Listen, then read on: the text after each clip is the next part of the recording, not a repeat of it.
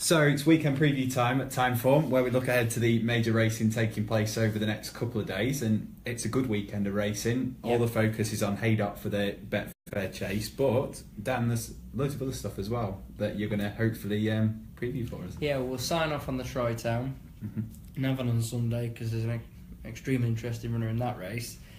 We've got Ascot, Haydock. Uttoxeter Exeter not really making up the numbers, that'd be harsh on Sunday, although Uttoxeter hasn't attracted very big field. I suspect it'll be bottomless there, but the Saturday stuff and Navan on Sunday, in which not only do we see a really interesting Troytown, we see Lamartalan in the novice chase, and his form was boosted no end by Denari De Zobo the other day, so we'd expect him to go one better. And yeah, Saturday's a cracking day, won't get much better. Right, I'm thinking Sam Crow runs on Sunday as well. He was very impressive when he on debut, if I remember correctly, so should be good stuff. It should indeed, and he got quotes from David Russell like you wouldn't believe. He's something along the lines of "you won't see a better horse," is what he said, which is fair compliment. Very brave, yeah. So we'll kick off with Ascot and a Grade 2 chase, the 1965 chase. I presume something happened in 1965. Yeah, I'm sure it was. Smad Place's favourite after seemingly looking like he was going the wrong way potentially, but they all run really well, and Top Notch as well is in there too. Yeah, I don't have a massively strong view on this, but Smad Place will give another good account, won't he? He belied any concerns that he needs further nowadays, because he'd actually shaped that way the year before when he ran in the old run. He looked like the trip was just too sharp for him, but under a forcing ride, and he jumped, even by his standards, his jumping was tremendous. Very bold, and it was another good jump at the last that gave him the advantage over Cloudy Dream. And on the running, there was only going to be one of those pair that would dig. Had Cloudy Dream cleared the last, and Hughes maybe to try to put the race to bed sooner, we may have had a slightly different outcome. But that's by the by. What it showed is that age 10, he retains all his enthusiasm, all his ability, and he'll be the one that will be forcing it tomorrow, along with the likes of Jossies Hill. And that's why I'm probably going to go for something that might be ridden a bit more patiently, and that would be Top Notch. Okay, straight to the point there. Yeah, Top Notch. The figure on his on the race card, he is top rated with us tomorrow. It's from the JLT, and on the day he probably didn't run to it, but based on what others have done out of that race subsequently, it's a more than justifiable rating. We've just tied them in. We do it with every race, pretty much every race, every day. There'll be a horse whose form he may not have achieved, but you want to keep him ahead of another horse that ran in a previous race. So just the boring side of handicapping, but it helps you keep the hierarchy and keep horses where they should be. And so we believe at Top Notch, who has a run behind him just like Smad Place, and that might be crucial. Top Gamble on form is overpriced, but Trip a slight worry, and will he be ready to go first time out in what's going to be a real test of jumping and stamina and fitness? Okay, so Top Notch 130 at the moment. They're picking the first race we're looking at. It'd be a half point, 1 point, or something like that. On to the other Grade 2, the Coral Hurdle, which has a star name in here in Defi de Soy, unbeaten over hurdles so far. Potentially a champion hurdle contender. And looking at the field, I think the right question is, how big a test is this for him tomorrow? And on heart, I think he'll probably win, because I just think he's got more potential than Low Rockefeller and certainly Lammy Surge. But it's all about price, isn't it? And this is a horse who I think there's an element of doubt whether he's going to be champion hurdler this time around, because Bouverdare's still on the scene, albeit McManus did run multiple horses last year, including Yanworth, of course. And the fact they're starting him at 19, they spurn the chance to go for the Greatwood, which was probably wise given how rancid conditions were at Cheltenham last week. Is this an indication that they're just testing the water to see if he is going to stay further? Because this is a race in which we saw Yanworth start his campaign 12 months ago. Lil Rockefeller made him work for everything that day. That's what Lil Rockefeller does, and his reappearance was very much the exception rather than the rule. He was flat, probably needed it. I suspect he'll leave that form behind, and when you're being asked to take 7-2 or 4-5 with a run under his belt, I'd just about side again. Small stakes, but at those prices I'd go Lil Rockefeller over a horse who I do think is probably better than him, but may still have a bit to learn and is up against a real battle-hardened type in Lil Rockefeller. It's interesting as well that he normally runs over further, doesn't he, Little Rockefeller? Yeah. Do you think as a consequence he's really going to try and make this a real stern test for Defi Desoy? They'd be crazy not to, really, because the other horse in the race, who's a runner, is Lammy Surge, and he's hardly known for his battling qualities. He's a horse who's been nutted in close finishes several times after looking set to win. He threw a race away at Cheltenham last year, didn't he, by hanging across the track? So that is the only thing they can do as far as I'm concerned. They want to be positive. They don't want to turn into the straight, having gone a crawl, and Defi Desoy is just stalking behind. He's a horse quick enough to win a Triumph Hurdle. He'll just do Little Rockefeller for pace, no doubt about it. So they want to make sure that this is 19 furlongs, but they want to make sure that Defi Desoy knows he's run over 19 furlongs. It doesn't want to be a speed test. So it's another 1 pointer then, Little Rockefeller? Yeah, it will be half or one. Small stakes at Ascot. Okay. I mean, I think it's a tough card. So over to Haydock, where it's going to be testing. Yeah. Really testing. And a handicap hurdle with some really interesting names in here. Klein, who caught the eye last year. Value at Risk, who ran a screamer on reappearance at Aintree a couple of weeks ago. A few others in there. What's the sort of angle here? I hate doing this. I was on ATR earlier, and my initial thought was to go with Klein, but now, since then, the prices have emerged, and I respect Klein because we've got a progressive hurdler, ran into the new one who was maintaining his record of having won on his reappearance in every single season of racing. That's just incredible. And has since been anything but discredited when he was in the frame in the Greatwood last weekend. So I don't think Klein let himself down at all, even though I had less money in my pocket after he was beaten on his reappearance. He's entitled to come on for that. He was coming back at the end anyway, so maybe going back up in trip's a good thing. And we've got the first time in his career that Mitchell Bastian's aboard, and I'm sure plenty of viewers have seen him, just how good he is. I mean, there were two jockeys in this race who, without wanting to go over the top and get into the realm of hyperbole, who could potentially be the future of the riding scene over jumps, with him and James Bowen, two young lads that just look like pros. They really do. And it's Bowen who rides limited reserve. He absolutely sauntered through that Ascot race won by Elgin the other day, travelled as well as Elgin, came round the houses under O'Regan, and was just left behind by the winner on the running. But no disgrace in that, considering Elgin's won the Greatwood subsequently. Limited reserves barely any higher in the weights. He's got the assistance of Bowen taking 5 off, so if you've got a Timeform race card, you can add 5 to the chance of Klein and 5 to the chance of limited reserve. The two young riders are that good, and it means he's in receipt of £24, I think, from Klein. On figures, it's justifiable, but limited reserve still has a bit of potential, and when he's 9-2 versus 7-2 again,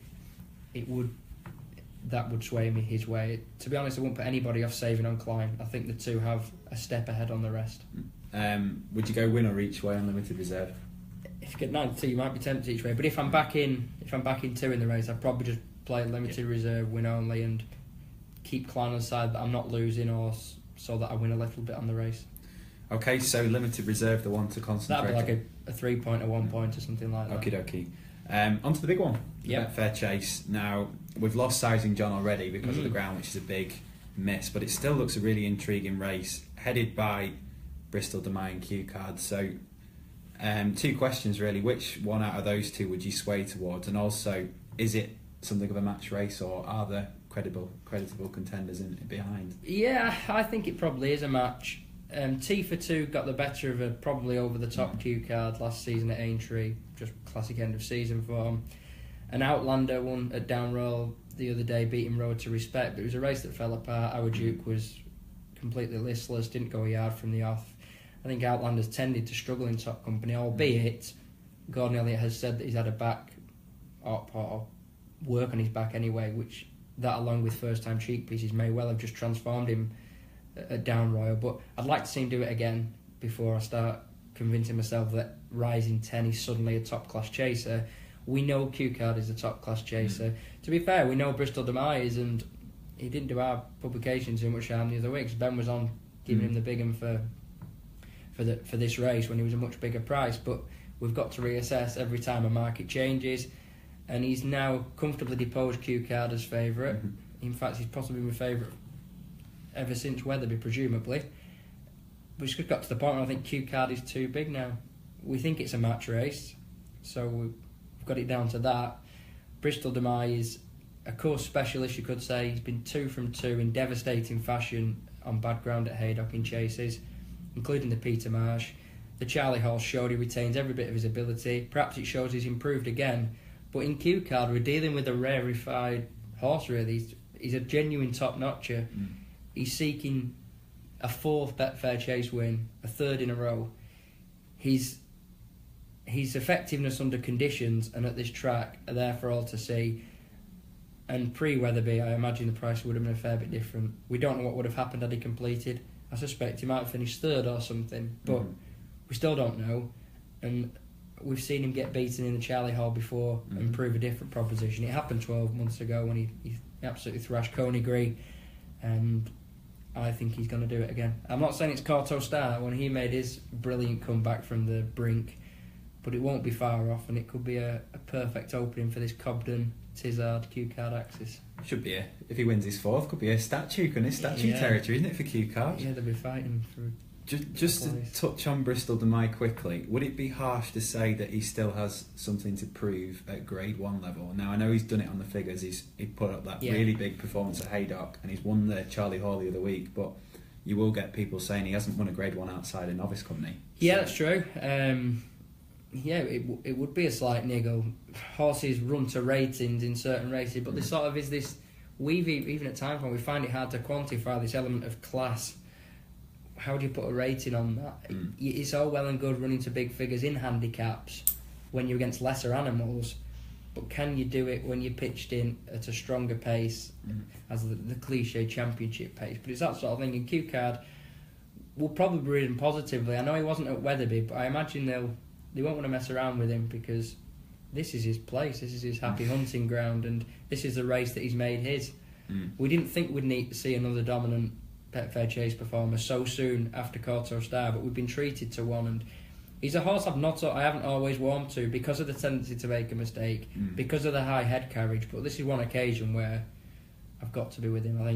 I think on all known form he deserves to be favourite here. So 2-1 at the moment, Q Card. How many points would you Probably at least 2. At least 2? 2.5 maybe. I tend to work on a 5-point scale anyway, so...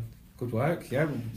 Points flying. You've not... I mean, there's no pressure. I think Ben tipped 3 out of 4 the other week. So. That's pressure. Yeah. Lynchy, not so much. Yeah, used to that, I'm afraid, aren't I? So, 1 to go then. Yeah. At Sunday, there's the Troytown Handicap Chase, as we mentioned, at Navan, and there's one you quite fancy here. Yeah, cue boring selection warning here, but if you're going to take 3s in a 20-runner handicap and you've got to pick one, this is it.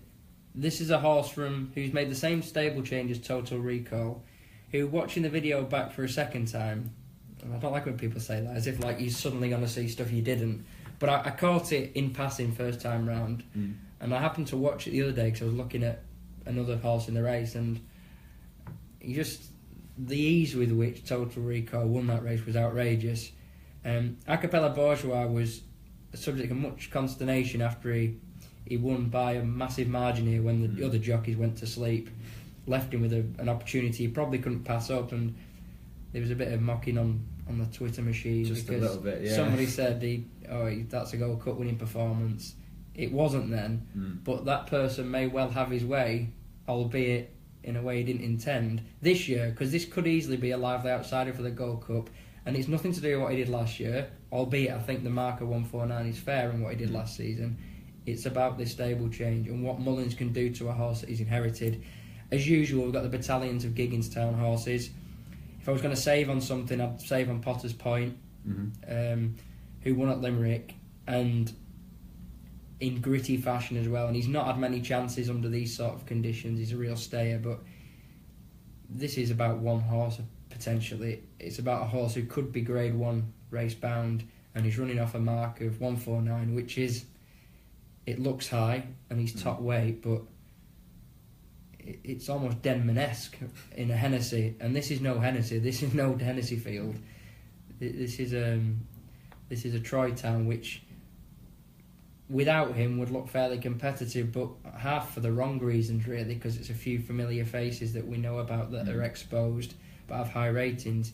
he's something different simply because he's joined Mullins, and I wouldn't turn my nose up at 3s just because it's a big field handicap. So would that be a nap of the weekend, or is there somewhere you talks to? I'm almost compelled to go with that. I've not seen the markets, all the opposition to Lamar line. He's also take a lot of beating that Norwich Chase on the Navan card, but that limited reserve.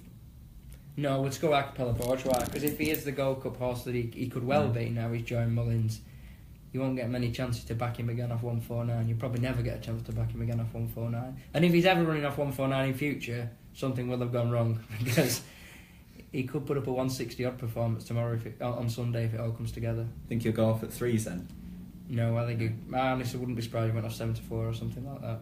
Interesting. So keep an eye on that one and keep counting the Troytown on It's Sunday. A boring nap, but it's a 3s winner. Yeah, no, you can't say he knows it, but a 3s winner. Right, well, thank you very much. Cheers, Nick. And see you again soon.